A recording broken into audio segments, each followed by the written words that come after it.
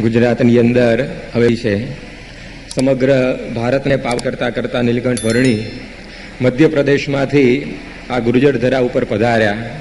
બુરાનપુરથી પોતે માલેગામ ગયા, ત્યાંથી નાસિક થઈ અને ધરમપુરનું વન વટાવી નીલકંઠ વર્ણી સુરતની અંદર પધાર્યા અને એમણે ત્યાંથી વિચરણ કરતા કરતા આ સમગ્ર કાનમ પ્રદેશ એને પાવન કર્યો.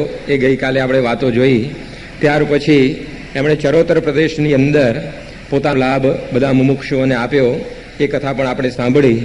અને ગઈકાલે છેલ્લે વર્ણી જ્યારે ગોરાડ ગામની અંદર ગયા અને એ વખતે કૂવાના પાણી ઊંડા જતા રહેલા, પરંતુ નીલકંઠ વર્ણી માટે એ પાણી ઉપર આવ્યા અને વર્ણીએ ઊભા ઊભા પોતાનું કમંડળું જ્યારે પાણીથી ભરી લીધું ત્યારે ત્યાં આગળ કોસ હાંકતા બીજલ કોળીને થયું કે આ વર્ણી જો કાયમ આ ગામની અંદર રહી જાય તો પછી કોઈ દાડો દુકાળ પડે એવો નથી.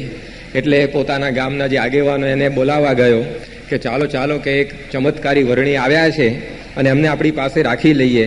પરંતુ જ્યારે આ બધા ત્યાં આગળ આવ્યા તો ત્યાંથી ચાલી નીકળેલા એક વાર સાંભળ્યો. એણે કહ્યું કે તમે તો આ વર્ણીને પહોંચી નહીં શકો, કારણ કે તો જમીનથી અદ્ધર હાલ્યા જાય છે અને કેમે કરીને તમારાથી એ પહોંચ્યા એવા નથી. અને આ રીતે વર્ણી પોતે આ ગોરાડ ગામથી નીકળ્યા અને હવે એ પોતે ગુજરાતની અંદર આગળ વધી રહેલા છે.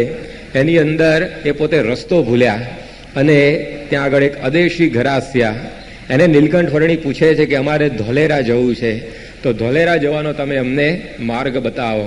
આ પણ વર્ણીની આ બધી મનુષ્ય લીલા કે આખા ભારતની અંદર વગર નકશાએ પોતે ફરેલા છે, પરંતુ અહીંયા આ ક્ષત્રિયની કંઈ સેવા એમને અંગીકાર કરવી હશે એટલે એમણે એને રસ્તો પૂછ્યો.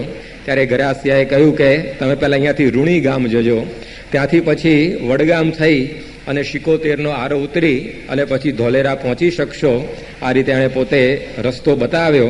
ત્યારે જેમ અહીંયા કવિ લખે છે કે કોઈ સમય અદ્ભુતતા જણાવે, કોઈ સમય માનવ ભાવ લાવે, સર્વજ્ઞતા કોઈ સમય જણાય, ક્યારે પૂછી પંથ પ્રવીણ થાય. ક્યારેક આમ સર્વજ્ઞતા બતાવે, અનંત કોટી બ્રહ્માંડ એ હસ્તામલકવત બતાવે, અને ક્યારે અન્ય રસ્તા પણ વર્ણી પોતે ભૂલી જાય. ત્યારે આવી મનુષ્ય લીલાઓ બતાવતા બતાવતા એ વર્ણી પોતે પહોંચ્યા અને રસ્તાની અંદર રૂણી ગામ આવ્યું. એ ગામને ઓળંગી અને વર્ણી જ્યારે વડગામની અંદર પહોંચ્યા ત્યારે ત્યાં એક સુંદર તળાવ હતું. આ તળાવના કિનારે એક ઘટાદાર વડના ઝાડ નીચે નીલકંઠ વર્ણીએ કૂવો જોયો અને આ કાનજી કૂવાની પાસે નીલકંઠ વર્ણીએ મુકામ કર્યો. અને પાણી જે આ કૂવાનું મીઠું હતું એને પીવા માટે વર્ણી પોતે જ્યારે કૂવાની પાસે ગયા ત્યારે ત્યાં ગામની પણ 25-20 નરનારીઓ આવી રીતે બધા ત્યાં આગળ આવેલા.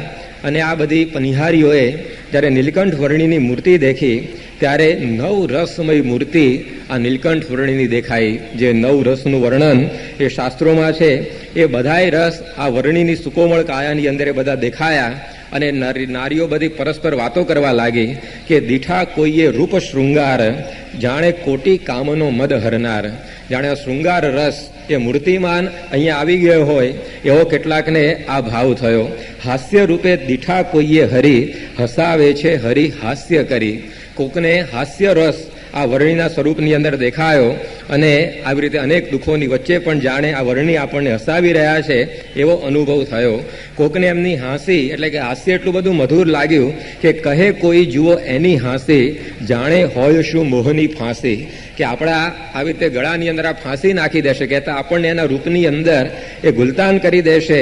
આવી પ્રકારનું આ વર્ણીનું હાસ્ય છે. કોઈને એમની અંદર કરુણાનો રસ દેખાયો કે દીઠા કોઈએ કરુણા રૂપ, અતિ કોમળ ગાત્ર અનુપ. કહે એક સુણો સૌ નારી, આની કાયા છે કોમળ સારી, પણ પગમાહી નથી મોજડિયો, આતે બાળ ક્યાંથી આવી ચડિયો. ખૂંચતા હશે કાંકરા પાયે, મારા દિલમાં દયા ઘણીએ થાય. કેટલીક નારીઓને આ રીતે કરુણાનું દર્શન આ વર્ણીની મૂર્તિમાં થયું, જે એક પ્રક્ષ આપણા ત્યાં ગણાવવામાં આવેલો છે. ત્યાર પછી કોકને આ વર્ણીની અંદર રૌદ્ર રસના દર્શન થયા અને પછી નારીઓ પરસ્પર વાત કરવા લાગી કે વળી કોઈક બાઈ કહે છે, રુદ્રરૂપ આ કોઈ દિશે છે, એની આંખો દિશે અતિ રાતી, જાણે હોય શું ક્રોધે તપાતી. જાણુરોનો મદ હરવા માટે વળી રૌદ્ર સ્વરૂપ ધારણ કર્યું હોય એવા કેટલાકને દર્શન થયા કેટલાકને એમની અંદર વીર રસના દર્શન થયા અને એ નારીઓ પોતે બોલવા માંડી કે બીજી બાઈ બોલી કૂપ તીર, દિશે બાળક આ શૂર, ના હૈયામાં છે ઘણી હામ, જાણે કરશે મોટા મોટા કામ. કેટલાક વર્ણિની મૂર્તિમાં આવો શૌર્યનો વીર રસનો ભાવ એ દેખાયો અને આવી રીતે જુદી જુદી પ્રકારના આ નવ રસ વર્ણિની સુકોમળ કાયાની અંદર આ બધી બાઈઓએ જોયા ત્યારે આ બધી ખૂબ એની અંદર મોહ પામી ગઈ કે આ વર્ણિની અંદર આવું અદ્ભુત રૂપ આ કેવી રીતે આવી ચડ્યું. ત્યારે મહારાજની મૂર્તિ આવી રમણીય હતી. એકવાર એના કોઈ દર્શન કરે એના અંતરની અંદરથી એ વિસરાય નહીં. ગુજરાતી સાહિત્યનો મહાકવિ કવિ દલપતરામ એ જ્યારે એની 8 વર્ષની ઉંમર હતી ત્યારે ગઢડા એમના સંબંધીઓ સાથે બ્રાહ્મણોનો કંઈક જમણવાર હતો એટલે ગયેલો અને એ વખતે શ્રીજી મહારાજ ગામડેથી વિચરણ કરી અને પાછા ગઢડાની અંદર પધારેલા. પોતાની અક્ષરોડીમાં મહારાજ જવા માટે પગથિયા ચડતા હતા. એ વખતે આ 8 વર્ષના દલપતરામ દૂર પોતે મહારાજના દર્શન કરવા માટે ઊભા રહેલા કે હમણાં આ શ્રીજી આવશે અને આપણે એમના દર્શન કરીશું. અને એ વખતે મહારાજ ત્યાં પધાર્યા. અક્ષરોડીના પગથિયા ચડતા ચડતા એમણે ભગુજીને ભલામણ કરી, ભગુજી જરા ઘોડીને પાવરો ચડાવી દેજો. આટલું ખાલી 10-15 કણનું દર્શન આ 8 વર્ષના દલપતરામને થયું. પરંતુ એ અંત સમય 80 વર્ષની એમની મોટી ઉંમરે વાત કરતા કે એ મૂર્તિ એવી મારા અંતરની અંદર હજી ચોંટી ગઈ છે કે જાણે હજી 1 સેકન્ડ પહેલા શ્રીજી મહારાજ કહેતા ના હોય કે ભગુજી ઘોડીને પાવરો ચડાવી દેજો, એવું મને દર્શન આજે યાદ છે. ત્યારે 8 વર્ષના બાળકને કઈ એવી એકાગ્રતા પણ ના હોય, એને કોઈ એવો ભાવ ના હોય કે આ મૂર્તિ આપણે અંતરમાં ઉતારી દઈએ. પરંતુ આ મૂર્તિની જ રમણીયતા એવી હતી કે જોનારાઓ એની અંદર આવી રીતે ગુલતાન થઈ જતા. એક અંગોની અંદર એવી દિવ્યતા લઈને શ્રીજી મહારાજ પોતે પધારેલા. આપણે કીર્તનાવલીમાં વાંચીએ છીએ મહારાજના એક અંગના કીર્તનો પરમહંસે બનાવ્યા છે. એની ઉપરથી આપણને ખ્યાલ આવે કે એક અંગની અંદર કેવી દિવ્યતા હશે. હરિચરિત્રામણની અંદર આધારાનંદ સ્વામીએ લખ્યું છે કે મહારાજની મૂર્તિ હતી કે એના એક અંગ ઉપર ચોંટાડેલી તમારી વૃત્તિ એ તમે બીજા અંગ ઉપર ના લઈ જઈ શકો. દાખલા તરીકે તમે મહારાજની આંખો સામું જોતા હો તો આંખોથી હવે નાસિકા સુધી તમારી દ્રષ્ટિને તમે ના લઈ જઈ શકો. એટલું બધું આંખોની અંદર નાસિકાને જોઈતું હોય તો મહારાજના અધર ઉપર એની વૃત્તિ ના જઈ શકે, એટલી એ નાસિકાની અંદર દિવ્યતા. તો આવી પ્રકારના અંગો અંગની અંદર આ મહારાજ પોતે આ દિવ્યતાને લઈને આ પૃથ્વી ઉપર પધારેલા. એકવાર એના દર્શન કરે એ કાયમ એમના થઈ જાય. જેમ કવિ પૂર્ણાનંદ એ પોતે પૂર્વાશ્રમની અંદર ધ્રાંગધ્રા સ્ટેટના બહુ મોટા કવિ ગણાતા. એમનું નામ ગજા ગઢવી. અને એકવાર મહારાજની ખાલી એમણે ચાલ જોઈ અને એમને થઈ ગયું કે આવી ચાલ મનુષ્યની ના હોય.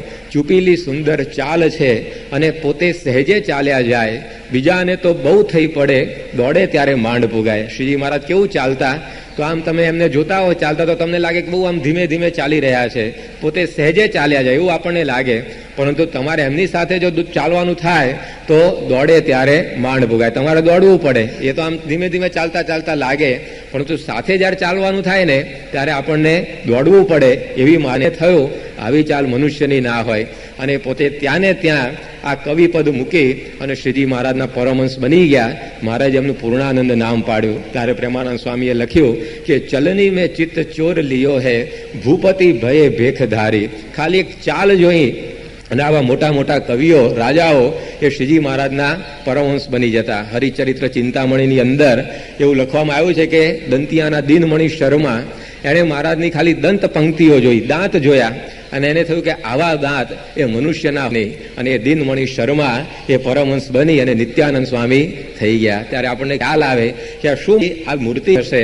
અહીંયા જેવો પનિહારીઓને અનુભવ થયો એવા તો આવી રીતે શ્રીજી મહારાજના જીવનની અંદર અનેક મુમુક્ષુઓને અનુભવ થતા. ત્યારે બ્રહ્માનંદે લખ્યું કે બ્રહ્માનંદ કહે તમમાં કોઈ વિધ નવ મળે કાચું, કે કોઈ રીતે કાચપ એ આ મહારાજની મૂર્તિની અંદર હતી નહીં. એકવાર શ્રીજી મહારાજ સારંગપુરની બાજુમાં રોજીદ ગામ છે ત્યાં આગળ પધારેલા. ઘરોઘર બધી મહારાજની પધરામણીઓ ચાલતી હતી. એની અંદર ગામનો એક વ્યક્તિ હશે એને મહારાજના વિશે કંઈક એવો ભાવ આમ કુભાવ જેવું, એટલે એને થયું કે આપણે એના કંઈ દર્શન કરવા નથી, ભલે કે ગામમાં ફરવા નીકળ્યા હોય એટલે એ તો પોતાના ઘરની અંદર ભરાઈ રહ્યો હશે. પરંતુ થોડીક વાર થઈ પછી એને થયું કે હવે તો નીકળી ગયા છે આપણા ફળિયામાંથી, લાવો જરા બારણું ખોલીને જોઈએ તો ખરા શું થાય છે. અને એમણે ખાલી આમ બારણું ખોલ્યું અને મહારાજનો વાંસો દેખાઈ ગયો અને એ વાંસો એના અંતરમાં એવો ચોંટી ગયો તો વિસરી શકે નહીં. અને પછી આવી રીતે એને થયું કે આ ખાલી એક મહારાજનો બરડો મને દેખાયો, એ મારા અંતરની અંદરથી ખસતો નથી, તો શું એનું રૂપ હશે, કેવી રમણીયતા એમાં હશે. અને એને થયું કે હવે એને આપણું જીવન અર્પી દેવું જોઈએ. પરંતુ એ વખતે મહારાજ તો ધામમાં ચાલ્યા ગયેલા, એને બહુ પસ્તાવો થયો. પરંતુ એ દીક્ષા લઈ અને મધુસૂદન દાસ તરીકે પછી ત્યાં જુનાગઢ વગેરે મંદિરોમાં રહેતા અને આવી રીતે એવા સારા સાધુ એ પોતે બની ગયા. તો આ મહારાજનો ખાલી બરડો જોઈ અને કોઈ આવી રીતે આકર્ષાઈ જતો, એમની કોઈ ચાલ જોઈ અને આવી રીતે આકર્ષાઈ જતો. દેવાનંદ સ્વામીજી એવા વૈરાગી, એને પણ મહારાજની આ હાસ્યની અંદર એવી લગ્ની લાગેલી કે તેરી હસની મન હરલીની પિયા જીવન ભરલીની, કે આ તમારું હાસ્ય એવું છે કે જાણે અમારું મન એ બધું હરાઈ જાય. નિષ્કુળાનંદ સ્વામી જેવા વૈરાગી હોય, મુક્તાનંદ સ્વામી જેવા પીઢ હોય, કે પ્રેમાનંદ સ્વામી જેવા પ્રેમી ભક્ત હોય, દરેકને એમની અંદર આવું આકર્ષણ થતું. એકવાર શ્રીજી મહારાજ કુંડળ કે ખાંભડા બાજુ કંઈક સભા કરીને બેઠેલા અને એ વખતે કોકે મહારાજને પૂછ્યું કે મહારાજ, જ્યારે કૃષ્ણ ભગવાન પોતે વિચરતા ત્યારે બધી ગોપીઓ એમના રૂપની અંદર ભાન ભૂલી જતી, એવું અત્યારે થતું હશે કે નહીં? ત્યારે મહારાજે કહ્યું કે આ પાછળ એને મેં કે ક્યાંથી આવ્યા છે, ત્યારે ગયો ત્યારે એ બાઈઓને ત્યારે ખબર પડી કે બરવાળા ઉતાવળી નદીમાં પાણી ભરવા આવેલી, પણ મહારાજ ત્યાંથી નીકળ્યા તો બેડા ત્યાં જ ભૂલી ગયા, પાછળ હાલવા માંડેલી. અને એ પોતે આ ગામની અંદર આવીને સભામાં બેસી ગયેલી. જ્યારે પૂછ્યું કે ભાઈ તમે ક્યાં ના છો, ત્યારે અમને ખબર પડી કે આપણે પેલા બરવાળા પાણી ભરવા નીકળેલા ગામમાંથી ને અહીંયા ક્યાંથી આવી ગયા ગામમાં, પણ ભૂલી ભાળીને જળ બેડો રે બહેની, કે એવી રીતે મહારાજને જોતા આ લોકો આ બધું વિસરી જતા. ત્યારે આવી શ્રીજી મહારાજ વડગામની પનિહારીઓ એ પણ બધી લોભાઈ રહેલી છે અને મહારાજના આવી રીતે એમણે પોતે દર્શન કર્યા અને એવી નવ રસમય છબી દીઠી મંદડામાં લાગી ઘણી મીઠી. આવી નવ રસયુક્ત મહારાજની મૂર્તિ એમને મન ભાવી ગઈ. પરંતુ એટલામાં અદર્શ તે થયા, નવ જાણ્યું જે જોગી ક્યાં ગયા. પરંતુ એટલામાં તો મહારાજ અદ્રશ્ય થઈ ગયા. કહેતા કે મહારાજ ત્યાંથી ચાલી નીકળ્યા અને આ બધી જે બિહારીઓ એ વળી પાછી અંતરની અંદર આ શોક અનુભવવા લાગી. ત્યાંથી પછી વર્ણી એ ધનકા તીર્થ છે ત્યાં આગળ પોતે પધાર્યા. ત્યાં આગળ એક પર્વ હશે કંઈક અને ઘણા બધા માણસો ત્યાં નાહવા માટે ભેગા થયેલા ખાડીની તીરે. પરંતુ ત્યાં વર્ણીએ જોયું કે આવી રીતે બાઈ ભાઈનો બધો ભેળીસાવ, એટલે એમને ત્યાં ઠીક લાગ્યું નહીં. અને પછી એ વર્ણી ત્યાંથી બધા આગળ નીકળ્યા અને ત્યાંથી ફરતા ફરતા 75નો આરો નામની એક જગ્યા એ ધોવા જતા આવે છે, ત્યાં આગળ મહારાજ પધાર્યા. અહીંયા જોયું તો એક લાખો કોળી એની પાસે એક બહુ મોટી જોડી હતી, એની અંદર માછલા બધા પકડી રહેલો અને ઘણા બધા માછલા એને પકડી અને પોતાની જોડીમાં ભેગા કરેલા. ત્યારે શ્રીજી મહારાજે એને પાસે જઈને પૂછ્યું કે આ શું કરે છે? પેલો કે હું તો આ બધા મત્સ્ય મારું છું, કહેતા કે માછલા પકડું છું અને મારું જીવતર એ ગુજારું છું. ત્યારે હું નીલકંઠ વર્ણી એને સમજાવે છે કે તું આ બધા જે પાપ કરે છે પરંતુ એના બધા કર્મ તારે ભોગવવા પડશે, માટે એના કરતાં તું કંઈક મહેનતનું કામ કર. આ જીવને મારીને આવી રીતે આપણે શું પેટ્યું રડવાનું? એ તો મનુષ્ય કહેવાય, કોઈની પણ હિંસા આપણેથી થાય નહીં. અને આવી રીતે એને અહિંસાનો ઉપદેશ આ નીલકંઠ વર્ણીએ ત્યાં આગળ આપ્યો અને એને પણ વાત સમજાઈ કે ના, કે આ વર્ણી કહે છે સાચું છે. અને એણે પોતે ત્યાં જ પોતાનો આ માછીમારનો ધંધો હતો એ મૂકી દીધો. નીલકંઠ વર્ણીની દ્રષ્ટિથી, કૃપાથી જે કંઈ માછલીઓ બધી પડાયેલી જાળની અંદર એ બધી પાછી પાણીની અંદર સજીવન થઈ અને કૂદી પડી. અને આ રીતે લાખા કોળીને આ હિંસાના માર્ગની અંદરથી નીલકંઠ વર્ણીએ પોતે પાછો વાળ્યો. નીલકંઠ વર્ણીનું આ કાર્ય હતું કે અનેક જીવોને તારવા માટે પોતે આવેલા, તેને મારનારાને પોતે કેમ જોઈ શકે? તો આ વર્ણીએ પોતે આ નિર્દોષ માછલી ઉપર પણ આવી કૃપા કરી અને પેલા વ્યક્તિને પણ એક સાચે માર્ગે લાવ્યા. અને ત્યાર પછી વર્ણીએ કહ્યું કે અમારે હવે ધોલેરા જવું છે, તો કઈ બાજુથી જવાશે? ત્યારે માછીમાર કહે કે તમે વર્ણી આજનો દિવસ અહીંયા વડગામની અંદર રોકાઈ જાઓ, કારણ કે જુઓ તો ખરા, એક બાજુથી મહી નદી આવે છે અને બીજી બાજુથી સાબરમતી નદી આવે છે. અને આ બંને નદીઓ અહીંયા આ સમુદ્રની અંદર ભેગી થાય છે ત્યારે વાંસ જેટલું ઊંડું પાણી એ બધું અત્યારે ચારે બાજુ ભરાયેલું છે. એની અંદર તમે કેવી રીતે જઈ શકશો? અને વળી આ પાણી આવી રીતે અડધા ગાંવ સુધી ફેલાયેલું છે. કદાચ થોડું ઘણું હોય તો તમે તરી શકો, પરંતુ આટલું બધું આ ઊંડું પાણી અને આટલા પહોળા વિસ્તારની અંદર ફેલાયેલું પાણી, એમાં તમે જાઓ એ ઠીક મને નથી લાગતું. વળી તમે પાણી ઉતરશો ત્યારે રાતનો સમય થઈ ગયો છે, કારણ કે અત્યારે સંધ્યા સમય થયો છે. કદાચ તમે પાણી ઉતરી જાઓ, પરંતુ સામે તો પાછી ગીચ ઝાડી છે, એમાં તો વાઘ, સિંહ વગેરે આવી રીતે જંગલી જનાવરો પણ રહે છે અને રાત્રે એ તમને ફાડી નાખશે. માટે આવતીકાલે સવારે તમે જાઓ તો પાણી પણ ઉતરી જશે અને સાથે સાથે તમને કોઈ આ જંગલી પ્રાણીઓનો પણ ભય નહીં રહે. ત્યારે નીલકંઠ વર્ણી કહે છે કે સુણી બોલિયા શ્રી ઘનશ્યામ, મોટી નદીઓ દીઠી બહુ ઠામ, એહ ઉતરીને અમે આવ્યા નવ ડરીએ નદીના ડરાવ્યા, કે અમે તો આ શું તમે વાત કરો છો અડધા ગામની નદીની, અમે તો બહુ મોટી મોટી નદીઓ આવી રીતે ઉતરીને આવ્યા છીએ અને આ નદીના ડરાવ્યા અમે ડરતા નથી, માટે તમે અમને આ 75 આરે લઈ જાઓ. અને વર્ણી આ માછીમારની સાથે આવ્યા. એ વખતે પૂનમની તિથિ હતી અને ચંદ્ર બધો જેવો આકાશની અંદર ઉદય પામ્યો અને પાણી જે બધું હતું એની અંદર એકદમ ભરતી ચડી અને ઘૂઘવાટે પાણી બધું મારવા માંડ્યું. મોટા મોટા ધીરજવાનની પણ ધીરજ ખૂટી જાય એવા બધા અવાજો ત્યાં પાણીના મોજાના થવા માંડ્યા. ચારે બાજુ તમરા, દાદુર વગેરેના અવાજો આવી રીતે થતા હતા. એ જળની અંદર મગર પણ ઉછાળા મારતા હતા અને ભલભલ હિંમતવાળો હોય એ પણ પગ પાછા ભરી લે એવી પ્રકારનું આખું આ રાત્રિનું ઘોર અંધારું. અને એની અંદર આ વર્ણીને વળી પાછો માછીમાર વિનંતી કરે છે કે વર્ણી, આ પૂનમની ભરતી કાલે તો ઉતરી જશે, માટે તમે આજે ના જાઓ તો સારું. ત્યારે વર્ણી કહે છે કે અમને કંઈ આવી રીતે આ શરીરમાં આસક્તિ નથી, શરીરના ચલાવનારા તો ભગવાન છે, એ જો અમને રક્ષશે તો પછી અમારો કંઈ વાળ વાંકો નહીં થાય, માટે અમે તો આ નીકળીએ. ત્યારે પેલો કહે છે કે તમે પણ સામે કિનારે પહોંચ્યા એ મને કેવી રીતે ખબર પડશે? તમે અંદર ડૂબી જાઓ તો પછી આવી રીતે મને કઈ નિશાની આવી રીતે આપતા જાઓ કે હું સામે કિનારે પહોંચી ગયો મને ખબર પડે. ત્યારે નીલકંઠે કહ્યું કે હું સામે જઈશ એટલે મારી પાસે આવી રીતે જે આ વસ્ત્ર છે એને હું હલાવીશ, એનાથી તું સમજી જજે કે આ વર્ણી સામે કિનારે પહોંચી ગયા છે. અને એટલું બોલતા નીલકંઠ વર્ણી એમણે પોતે આવી રીતે પાણીમાં પગ મૂક્યા અને જળ ઉપર તે ચાલ્યા જાય, કાંડા સુધી જ ચરણ બોળાય. મહારાજની ખાલી પાની જ પલળે અને એ રીતે પાણી ઉપર નીલકંઠ વર્ણી સડસડાટ ચાલ્યા ગયા અને વસ્ત્ર વિંજ્યું જય સામે પાર, ભક્તે જાણ્યા જગત કરતાર. સામે જઈને વર્ણીએ વસ્ત્ર હલાવ્યું ત્યારે આ માછીમારને લાગ્યું કે નક્કી આ ભગવાન મારી પાસે આવી અને મને આ લાભ આપીને ગયા છે. ત્યારે આવી રીતે વર્ણી આવી ગંભીર ખાડી હતી એને પણ પોતે પાર કરી ગયા અને ત્યાંથી પછી વર્ણી પોતે વડગામની અંદર પધાર્યા અને વડગામથી પછી વર્ણી પોતે આગળ ચાલતા ચાલતા ધોલેરા જાય છે અને ધોલેરાની અંદર ઘણો બધો લાભ આ નીલકંઠ વર્ણીએ પોતે આપ્યો. ત્યાંથી પછી ભડિયાદ પધાર્યા. અહીં ગોવિંદરામ વ્યાસ નામના એક બ્રાહ્મણના ત્યાં એમણે દૂધ અને થૂલી અંગીકાર કરી અને ત્યાર પછી આ વર્ણી પોતાની યાત્રા એ આગળ વધારતા વધારતા ગોરાસા ગામની અંદર પધાર્યા. પરંતુ ત્યાંથી પછી સીધા જ વોળા ગામની અંદર પધાર્યા. વોળા એટલે અત્યારે જે વલભીપુર કહીએ છીએ એ વલભીપુરની અંદર વર્ણી પધાર્યા. એ વખતે વલભી આખી સંસ્કૃતિ નાશ પામી ગયેલી, કારણ કે ત્યાં આગળ એકવાર સિદ્ધનાથ અને શિવનાથ આ બે બાવાઓ આવેલા. સિદ્ધનાથ ગુરુ હતા અને શિવનાથ ચેલો હતો. શિવનાથ જ્યારે ગામની અંદર ભિક્ષા માગવા માટે ગયો ત્યારે એને ગામમાં ભિક્ષા કંઈ બહુ મળી નહીં અને એ વખતે એના ગુરુને ખબર પડી કે આ ગામના માણસોએ આપણને ભિક્ષા આપી નહીં અને એનો ક્રોધ આવી રીતે એકદમ બહાર આવ્યો અને એને આખો શાપ આપી આખી નગરીને ડટ્ટનસો પટ્ટન કરી નાખી, એનો નાશ કરી નાખ્યો. અને વર્ણીએ એ બધા આવી રીતે અવશેષો ત્યાં આગળ જોયા. એમને થયું કે પોતાના સ્વભાવ ઉપર આવી રીતે ક્રોધ લાવવાને બદલે આવી રીતે લોકોના ઉપર આ ક્રોધ કરીને કેટલાય બાવાઓ પ્રજાને ઝંઝાડતા હશે. એવા સાધુ આપણે બનાવવા છે કે જે પોતાના સ્વભાવ ઉપર કઠણ થાય પરંતુ પ્રજાઓ ઉપર, મુમુક્ષો ઉપર ક્યારે આવી પ્રકારનો ક્રોધ કરે નહીં. તો વર્ણીએ પોતે આવી પ્રકારનો વિચાર કરી અને ત્યાં વડા ગામથી પોતે વિદાય લીધી. ત્યાંથી શિહોર પધાર્યા. ત્યાં આગળ બ્રહ્મકુંડની અંદર જ્યારે વર્ણી નાહવા ગયા ત્યારે નર નારીઓ બધા ભેગા થઈ અને ત્યાં એ રીતે સ્નાન કરતા હતા. એટલે વર્ણીને ત્યાં બહુ ઠીક પડ્યું નહીં એટલે બાજુમાં એક ગૌતમ કુંડ હતો ત્યાં આગળ વર્ણી પોતે ગયા.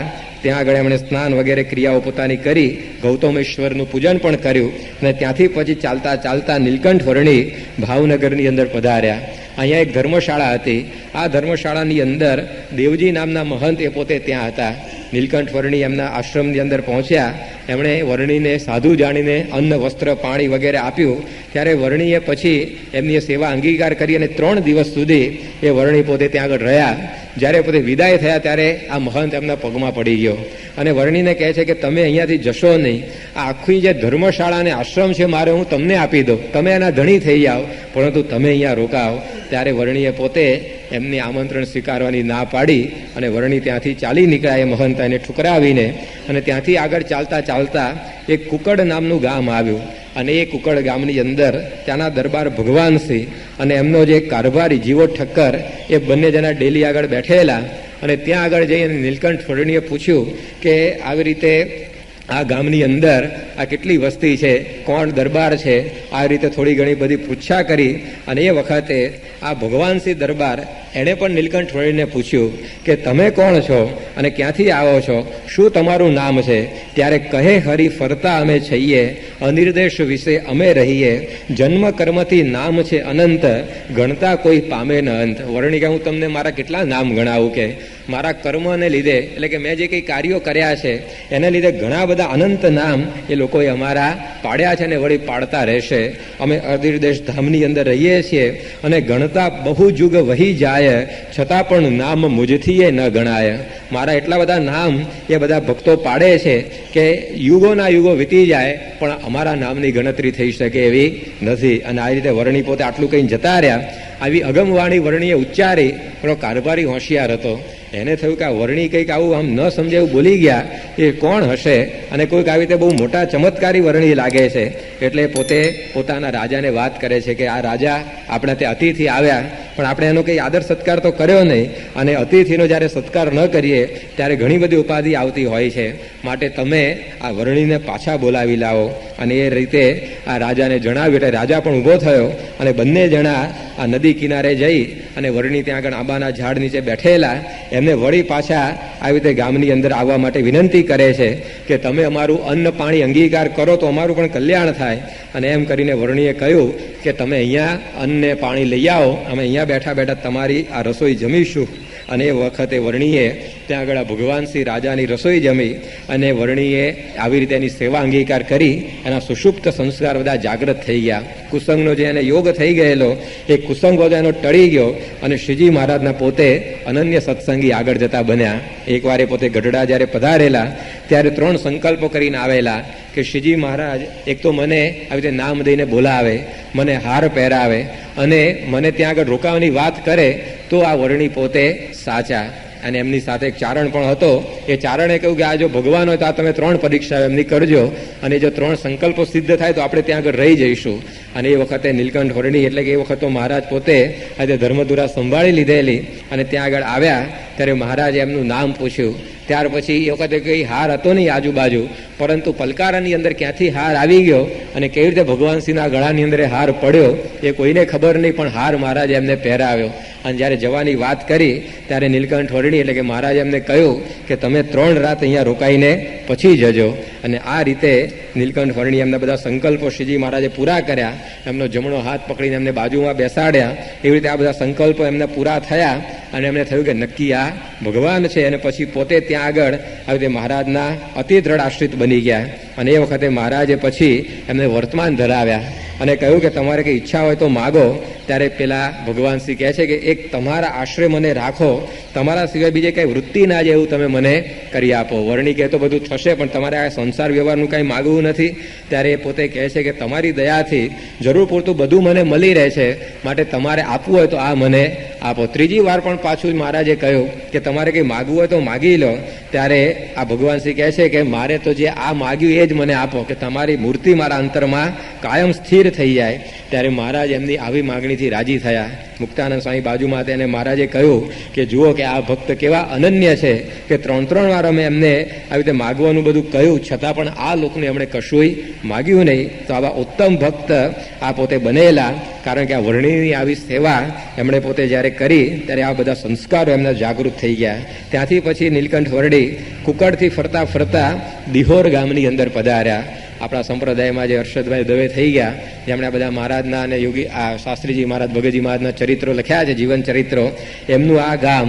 અને આ રીતે આ દિહોર ગામની અંદર એ પોતે પધાર્યા અને ત્યાં આગળ ઘણા બધા આવી રીતે વર્ણિને જોવા માટે ભેગા થઈ ગયા. એ બધાને વર્ણિએ સદુપદેશ આપ્યો, પણ વાત સાંભળીને બધા પોતપોતાના ઘેર જતા રહ્યા. કોઈએ જમવાનું પણ આ વર્ણિને પૂછ્યું નહીં, કઈ જગ્યાએ ઉતારો કરશો એ પણ પૂછ્યું નહીં. એ વખતે એક ભાવસારની પત્ની એણે પોતે આ વાત જોઈ કે આ બધા પોતે ઉપદેશ સાંભળવા ભેગા થયા, પરંતુ કોઈએ આ વર્ણિને જમવાનું પૂછ્યું નથી. એટલે પોતાનો એક નાનો દીકરો હતો મૂળજી, એને કહ્યું કે જા તું આ વર્ણિને પૂછી આવ કે પોતે શું જમશે તો આપણે એમને જમાડીએ. અને આ મૂળજી પોતે પૂછી આવ્યા અને એ વખતે એમણે પોતે ત્યાં આગળ આ રસોઈ બનાવી પોતાના દીકરાની પાસે એમણે સીધું મોકલાવ્યું અને વર્ણિને ત્યાં જમાડ્યા. પાણી પણ ત્યાર પછી પાછળ મોકલાવ્યું અને પાણી પણ પીવડાવ્યું. અને આવી પ્રકારની વર્ણિ એમની સેવા અંગીકાર કરી. થોડી પ્રસાદી એ મહારાજ પોતે લીધી અને બાકીનું બધું અન્ન એ એમના માતાને અને આ મૂળજીને પાછું આપ્યું અને કહ્યું કે તમે આ બધી પ્રસાદી જમી જજો. ત્યારે પેલો પુત્ર એ પોતે હોશિયાર હતો. એ કહે છે કે મારી માતાએ એવું પણ કહેવડાવ્યું છે કે તમારે જો સૂવું હોય તો પલંગ લાવો, એટલે કે તમે રાત રોકાઈ જાઓ. એની ભાવસારની પત્ની પોતે હોશિયાર હશે કે આ પલંગનું પૂછે એટલે રાત રોકાઈ જાય.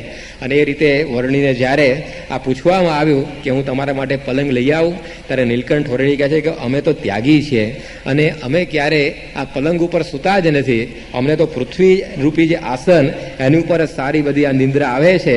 અને આ રીતે વર્ણી પોતે ત્યાં આગળ રોકાયા. અને પછી નીલકંઠ વર્ણી બીજે દિવસે સવારે ત્યાંથી નીકળવાની તૈયારી કરે છે. ત્યારે આ મૂળજીને બહુ એમણે આશીર્વાદ આપ્યા, કારણ કે જાણતા હતા કે આગળ જતા આ મૂળજી મારો ઉત્તમ ભક્ત થવાનો છે. અને મૂળજીના મસ્તક ઉપર નીલકંઠ વર્ણીએ આશીર્વાદનો પોતાનો અભય હસ્ત મૂક્યો અને તેમના પણ સંસ્કારો જાગૃત કરી દીધા. આગળ જતા આ મૂળજી પોતે એવા અનન્ય ભક્ત થયા કે જ્યારે જ્યારે મૂળજીના દર્શન કરે ત્યારે શ્રીજી મહારાજ પોતે કહેતા કે મુક્ત અક્ષરધામના આ છે, અમ સંગે ત્યાંથી જ આવ્યા છે. મહારાજ કહેતા કે અક્ષરધામનો મુક્ત છે મૂળજી, અને અમારી ભેગો એ પોતે અક્ષરધામમાંથી અહીંયા પૃથ્વી ઉપર આવ્યો છે. ત્યારે આવી પ્રકારના એ ઉત્તમ ભક્તરાજ થયેલા. એકવાર મહારાજના માટે બધી કેરીઓ એ ખરીદી અને પછી પોતે ગઢડા લઈ પહોંચ્યા અને મહારાજે બધી આ કેરીઓ એમની ખાધી, પ્રસાદીની કરી. ત્યારે પછી આ મૂળજી ભક્તને મહારાજ પૂછે છે કે મૂળજી ભક્ત, હવે તું જે માગે હું તને આપું. ત્યારે આ મૂળજી પોતે કહે છે કે ભગવાન મારે બીજું કાંઈ જ નથી જોઈતું, પરંતુ કર જોડીને મૂળજી કહે જ્યાં સુધી આ કેરીઓ રહે જમો નિત્ય તે જન પ્રતિપાળ, એ જ માગું છું દીન દયાળ, કે જ્યાં સુધી આ કેરીઓ ચાલે ત્યાં સુધી તમે જમજો. કારણ કે મહારાજ પોતે એવા ત્યાગ વૈરાગ્ય વાળા હતા કે ક્યારે સારા પદાર્થો ભોગવતા નહીં. તો બધા હરિભક્તોને જ્યારે માગવાનું કે મહારાજ ઘણી વાર રાજી થઈ, ત્યારે ભક્તો આવું માગતા કે જેથી શ્રીજી મહારાજ કંઈક આવી રીતે સારું જમે, સારું પહેરે. એકવાર બાપુભાઈને પણ મહારાજે કહ્યું કે હું તમારી ઉપર રાજી છું, તમે જે માગો એ હું તમને આપું. ત્યારે બાપુભાઈએ માગેલું કે તમે હવે આજથી એકાદશીનો ઉપવાસ કરવાનું બંધ કરો અને રોજ ગરમ પાણીએ નાહવાનું ચાલુ કરો. તો આવી રીતે મહારાજની હું આવી રીતે દેખરેખ રહે એવી જ પ્રકારની બધી ભક્તો માગણી કરતા. કારણ કે મહારાજ આવી રીતે ધર્મધુરા સંભાળ્યા પછી પણ એવું આકરું તપ કરતા કે ન પૂછો વાત. એ ક્યારેય સારા પદાર્થો જમતા નહીં, સારા વસ્ત્રો પહેરતા નહીં, કોઈ પણ પ્રકારની સારી સગવડ સ્વીકારતા નહીં. તો આવી પ્રકારનું એમનું જીવન હતું. એકવાર સદાવ્રત મહારાજ આપતા હતા શરૂઆતના વર્ષોની અંદર, અને એક બાવો ત્યાં સદાવ્રત લેવા આવ્યો અને બધાએ કહ્યું કે તમે લાઈનમાં ઉભા રહો, સદાવ્રત તમને મળી જશે. ત્યારે પેલો શું કે નહીં, આમ તો કે મહંત કે સાથ જમેગા. એને એમ કે મહંત છે સદાવ્રત આપનારા, એ બહુ સારું જમતા હશે, કારણ કે આટલું બધું આપે છે સદાવ્રત, તો પોતે તો કેટલું બધું સારું જમતા હશે. એટલે બધાએ કહ્યું ભાઈ મહંતની જોડે જમવા માલ નથી, છાનામાના સદાવ્રત લઈ લો, એમાં સારું રહેશે. પેલા એને ના પાડીને એટલે એને વધારે ફિટ થઈ ગયું કે ના હવે તો મહંત સારું જ જમતા હશે. એટલે એને કહ્યું નહીં, આમ તો મહંતજી કે સાથી જમેગા. પેલા વળી પાછું આવી રીતે સંતોજી કહી હશે એમને સમજાવ્યું કે મહંત સાથે તમે નહીં જમી શકો. અને જેમ જેમ આ બધા સમજાય પેલા દ્રઢ થતું જાય કે ના હવે તો મહંત કંઈક સારું જ જમતા હોવા જોઈએ, એટલે આ બધા ના પાડે. અને પછી બપોરે 12 વાગ્યાનો સમય થયો, મહારાજ પોતે જમવા માટે બેઠા. તે પેલા મરચાનો ગોળો વાળેલો એ મહારાજે પોતે આવી રીતે જમવા માટે મંગાવ્યો અને એ ગોળો ત્યાં મહારાજના પાત્રમાં મૂકવામાં આવ્યો. એટલે પેલા થયું કે હા કે જો આ મહંત તો લાડુ ઠપકા રહે છે ને કે. એટલે એણે કહ્યું મારામાં 2 મૂકો કે. મહારાજે તો એક જ લીધેલ. વર્ણી કે પેલા ચાખજો પછી આવી રીતે તમે જમજો. પેલા કે ના કે 2 તો હું જમી જ જઈશ, કે એક કટકામાં મારતો અડધો પતી જાય. ત્યારે પછી આવી રીતે મહારાજે કહ્યું સારું ત્યારે જમો. અને જ્યાં પેલો કોળિયો મોઢાની અંદર મૂક્યો, આંખમાંથી પાણી, નાકમાંથી પાણી, શરીર પરસેવે રેપઝેપ થઈ ગયું. એટલું બધું તીખું મરચું એ બધું અંદર હતું.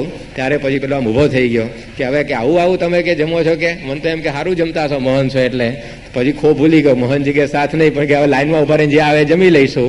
તો આવી પ્રકારની મહારાજની રીતિ કે પોતે આવા લાખોના આવી રીતે ભગવાન છતાં પણ આવું આકરું તપ કરતા. ત્યારે મૂળજીએ પણ આ વાત કરી કે તમે કે આ જ્યાં સુધી કેરીઓ ચાલે ને ત્યાં સુધી કેરીઓ જમવાનું રાખજો, આ મારે તમારી પાસે માગવું છે. તો આ રીતે ભક્તો બધા મહારાજની આવી રીતે સંભાળ રાખતા અને મહારાજ પણ પોતે એમનું આવી રીતે આ માગણી સ્વીકારી અને કેરીઓ બધી અંગીકાર કરતા અને એમનો જે ભાવ એને વખાણતા કે જેવા શબરીના બોર હતા અને જેવી આ વિદુરની ભાજી હતી એવી રીતે આજે અમે આ કેરી જમીને મહારાજ કે રાજી થયા છીએ. તો આ સખી ભૂદર ભૂખ્યો છે ભાવનો. હવે કેરીમાં કંઈ મોટા પકવાન હતા નહીં, પરંતુ એવા મૂળજી ભાવથી લાવેલા કેરીઓ તો મહારાજે એમનો આ સ્વાદ વખાણ્યો, એમનો આ ભક્તિભાવ વખાણ્યો, ત્યારે ભગવાન હંમેશા આ ભાવથી રાજી થતા હોય છે એ વર્ણી આપણને સમજાવે છે. કારણ કે આ વસ્તુઓ તો બધી આપણે બનાવેલી છે, ગમે તેટલી સારી લઈને આપો તો કે એમાં એ મોહ પામે એવા નથી, પરંતુ આપણો જો ભક્તિભાવ હોય અને સામાન્ય જ બધી વસ્તુ હોય તો પણ એ ભગવાન પ્રસન્ન થઈ જાય. જેમ જેતલપુરની અંદર પેલા મૂળજીભાઈ આવી રીતે આવ્યા અને એમણે ત્યાં આગળ આવી મહારાજને સૂકો પેલો રોટલો હતો મઠનો, એ ત્યાં આગળ જીવણ કોળીએ એ ત્યાં આગળ જમાડ્યો અને એટલાની અંદર મહારાજ પોતે રાજી થઈ ગયા અને કોષ ભરીને